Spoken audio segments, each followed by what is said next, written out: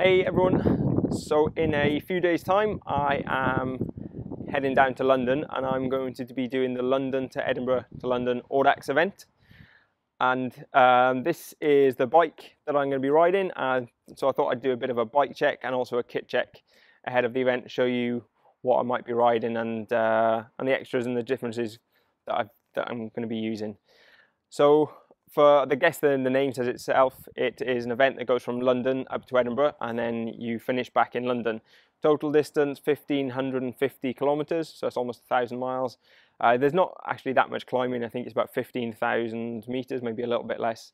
Might sound a lot, but over the distance, well, fingers crossed, compared to what I'm used to here in mid Wales, it shouldn't be too much for the distance. Audax events, for anyone who don't know, they are non-competitive and they are a test of endurance, and they used to be a lot about navigation. More recently, because you've got things like GPX files and computers on your bike, that's not so much a part of it, so it's more just a test of your endurance and a test of bike's reliability as well. So go on to the details. So this is a Cannondale SystemSix. I've had this bike for a number of years. It has done quite a few long distance challenges with me, single day and multi-day. Although this event for me is it's a bit of a different step, because I'm going to be attempting to do it with as little sleep as possible, and that's not something I've done before. All the multi-day rides I've done have included full night's sleep in hotels or camping.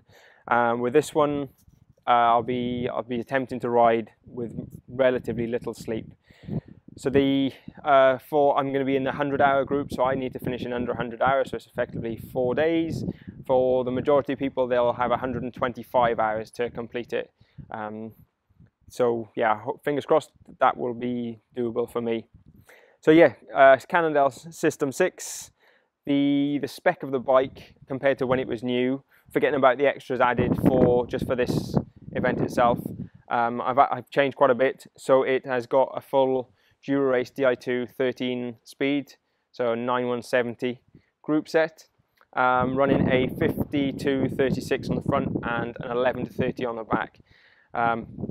It's fine apart from the very steepest of climbs when I'm really tired, so fingers crossed again on the route. I don't think there's going to be anything that's too savage, and these should be okay. I've got NV Aero bars, and then for this event and for a few other things that I've tried recently, these are NV Aero extensions. These are the only ones that you can buy that fit on this bar, so they're not cheap, and well, I'll be honest, they're not worth it unless you have this bar. The bar is fantastic, and the reason that I've invested in these Aero bars is because I really like the handlebar itself. The stem is just a Caloi Uno stem, 110 millimeters I think this is. Very basic, very cheap, but it's also very light. I have it on most of my bikes, and definitely something I'd recommend. Then the saddle, Selle Repente. It's actually it's an Artax GLM, which is a gravel model, but I use this on a road bike. It's very comfortable. There's plenty of flex in it. The way that that it's attached, it means that there's lots of flex, and it just makes it very, very comfortable. Standard seat post, except I've got a different version which has got less layback, so I'm trying to get a slightly more forward position. Then the wheels. So this had Hollogram 64 wheels. They were fantastic. The only reason these have changed is because I actually broke them. They both cracked on the rim, which was a bit disappointing, and replaced them with these Scribe wheels, similar depth. I think they're about 60 mil, so they were a bit lighter as well. They're about 1,550 grams versus I think close to 1,700. If I'm completely honest, they're not quite as good in the wind. So these, especially on the front, I'm noticing the wind a little bit more, and they're not quite as comfortable as the Holograms.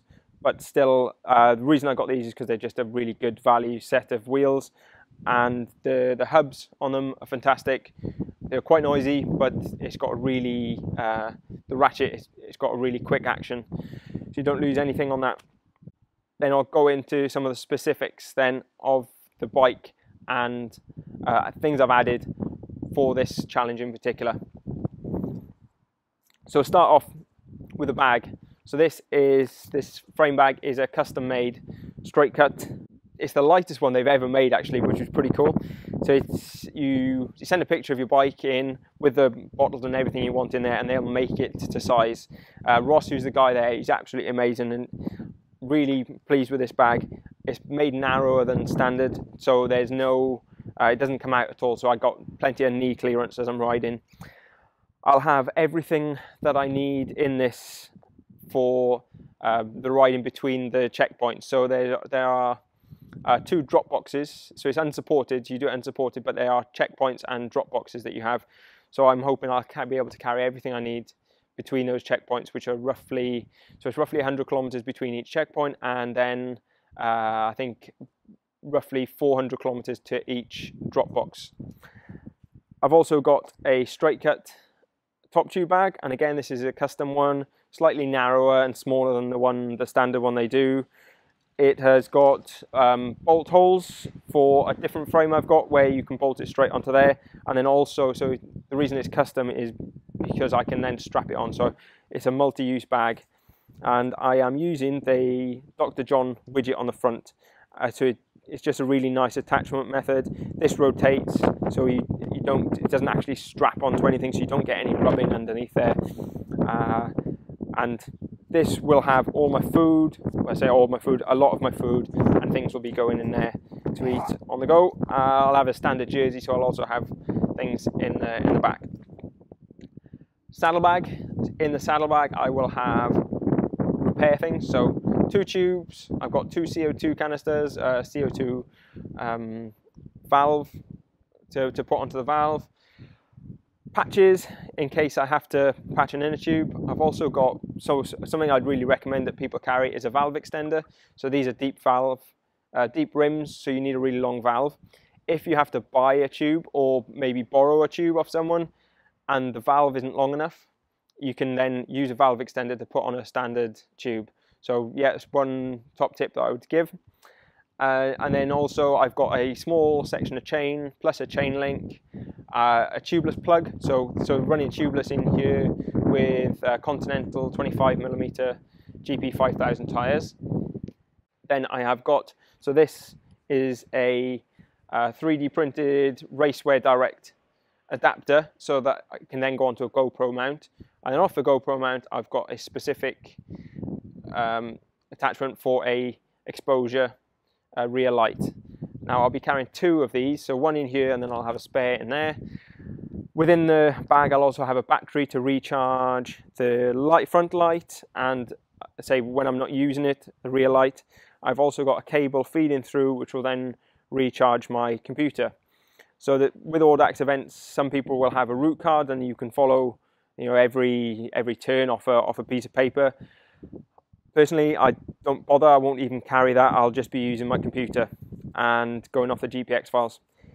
I will have 2 computers, so I'll be running the Bolt, so the Element Bolt Roam as my main one, and then I'll carry the standard Roam in here, the standard Bolt in here as a backup should that fail, or should I, for whatever reason, not be able to use it. Because I'm using this frame bag, I have changed the bottle cages, so these are now side access bottle cages. They are specialized, they're the mountain bike ones. I haven't had any issues with these, they seem to be really good. And then also on the opposite side I'll be carrying a Lezyne pump, just in case so if the CO2 isn't enough. I've had issues where I've been racing before where you blow through all your CO2 and then you've got nothing to pump them up. So again, should the worst happen, you've got a pump then to pump your tubes up. And yeah, so little bits of extra bits. So there's a switch here to turn the light on and off and to change modes. I'll have this on a relatively low setting because I need to get through the full night. So I want to go all the way through the night on 1 charge, and then the next day I can stick the plug in to recharge it. The battery I'll be carrying is 20,000 milliamp, and then at one of the drop boxes I've got a 10,000 where I can swap that over. Yeah, so then this is the bike, and I will then go on to some of the extra food and tools and things like that I'll be carrying. Okay, so first of all, this is the stuff that I'm going to be taking in the frame bag of the bike. So the majority of it's food. So I've got my favourite gels there, so that's Precision Fuel Hydration. I'll be stuffing as many as I can once everything else is in there. Also some normal food, so just some chocolate bars that I like, and yeah, some cereal bars. So this is a Squirt product, a barrier balm chamois cream. Basically it's like a gel, just in case I should have any issues. Squirt chain lube, that's the spare Wahoo, the spare rear light, and also a front light. It's more for if I need to see off the bike for anything, fixing repairs, things like that. Or maybe, you know, should the front light fail and I've got something as a backup, but that's like an extreme backup. Large power bank there. So that's my number, so should there be a problem, I need to try and find it. And then I've got a USB mini and an exposure USB charger. I've also got a tiny microfiber cloth and some spray. My epilepsy medication I'll be carrying on me, and depending on the weather it's going to be either or these. So this is a very lightweight windproof gilet, and I'll have arm warmers with that, or I'll have a lightweight Gore shake dry jacket. Whichever I take, the other will be in a drop box. The weather's looking pretty good, so at the moment I'm leaning towards the gilet and arm warmers, but we'll see. Probably won't decide until the day. Okay, so and then this is all the stuff that's going to be in my drop boxes. So all of this is going to be doubled effectively. So I'll have the same in each box, but it's going to be mostly food. So there's just a ton of variety. I have no idea what I'm going to be eating or wanting to eat. So I've got lots of sweet things, but I've also got some savoury things. So things like pepper armies, some biltong. If I'm craving some salty food, then hopefully they'll do the trick. There's also some baby bells, some cheese. Again, it's like protein and fats rather than just sugar. But lots of easy to eat sweet food essentially. I've also got some. This is Precision Fuel Hydration 120 carb mix, so really high carb mix. So for when it's not too hot, I'll be having that. And then I've also got the 30, so I'll have some of that in a box as well. And then also if it's really hot, I've got these hydration sachets. I'll probably carry a few of those on the bike as well. Yeah, so basically a load of food and then some electronics. So again, spare battery, and this is a plug to charge the exposure front light. Should I have a nap at some time, I can take that inside for a sleep. More chain lube. These little samples are really good size, so I'll have one of those at each drop box, and that should be absolutely fine. I've also got some extra spare tubes, and these ones, they've got the long enough valve on them. A bigger tub of chamois cream, just in case the worst will happen. And then over here I'll be taking, for each feed station, for each drop box, I'll have base layer, jersey and socks.